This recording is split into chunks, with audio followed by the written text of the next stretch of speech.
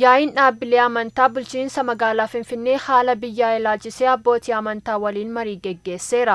Maricha irratti argamuun abbootii amantaatiif ergaa kan dabarsan kantiibaan bulchiinsa magaalaa Finfinnee Aadde Adaanech Abeebee waraanni adeemsifamaa jiru dhimma siyaasaatiif osoo hin taane birmadummaa biyyaa kabachiisuufidha jedhaniiru. ጦርነቱ የፖለቲካ ስልጣን አይደለም።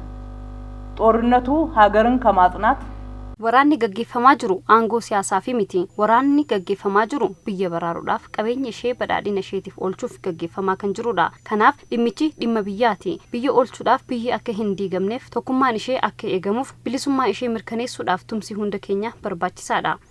ነፃነቷ እንዲቀጥል ለማድረግ የሁላችንም ጥረት ይጠይቃል. Waraanni miidhaa kan qaqqabsiisu ta'uu kan hubatu mootummaan waraanni kun akka hin eegalamneef abbootii amantaa fi maanguddoota erguudhaan waan hunda godhus gareen shororkeessaa TPLF nagaa kan hin jaallannee fi biyyan diiga jedhee ka'uu isaatiin dirqamaan gara waraanaatti galleerra jedhanii abbootiin amantaa biyya kadhannaan deeggaruun gamatti hawaasni nagaa kan jaallatuu fi gocha badiirraa kan of eegu akka ta'uuf kan yoomii caalaa xiyyeeffannoon akka hojjetan ergaa dabarsaniiru.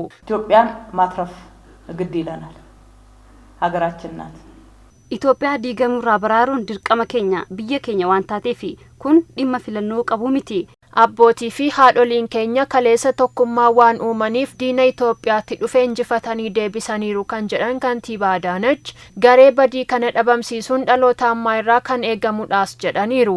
Diinonni diinagdeen, dippiloomaasii fi pirooppogaandaa sobaatiin yeroof rakkachuu dandeenya garuu Itoophiyaan yoomillee hin diigamtu jedhaniiru. በመተማመን ኢትዮጵያ አትፈርስም ስንልም በርግጥ በዚህ ዕውቀት ጭምርም ነው። Ofitti amanamummaa guutuudhaan Itoophiyaan hin diigamtu yeroo jennu ogummaa keenyarraa kaaneeti.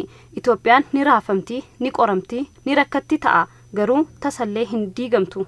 Itoophiyaanonni hundi naannoo isaanii dammaqinaan akka eegan ergaa kan dabarsan Aadde Adaanech Abeebeen duula biyya diiguu banamee qolannee mo'achuun hunda keenyarraa eegamaas jedhaniiru. መታወቂያ ሊሰጥ የሚችለው በጊዜያዊነት መታወቂያ ለሌላቸው አካላት በሰላምና ጸጥታ ቢሮአችን ብቻ እንዲሆን ተወስኗል። ይሄንንም ደጋግመን ለህዝባችን አስረድተናል። Waraqaan eenyummaa kan kennamu kan yerootiif tajaajilu biiroo nageenyaatiif tasgabbiin qofa akka laatamu murtaa'eera. Kanas ummataaf ibsineerra. Garuu hospitaalotaa fi buufataalee fayyaatti ogeessota fayyaa fakkeessanii qaamotii badii uumuudhaaf socho'aniif waraqaan eenyummaa osoo kennanii bira geenyeerra. Hunda suuta jennee bira geenya. Meeshaaleen waraanaa hedduunis qabamaa jira. Qaawwa jirutti fayyadamuudhaan nu miidhuudhaaf waan barbaadaniif hundi keenya dammaquu qabna.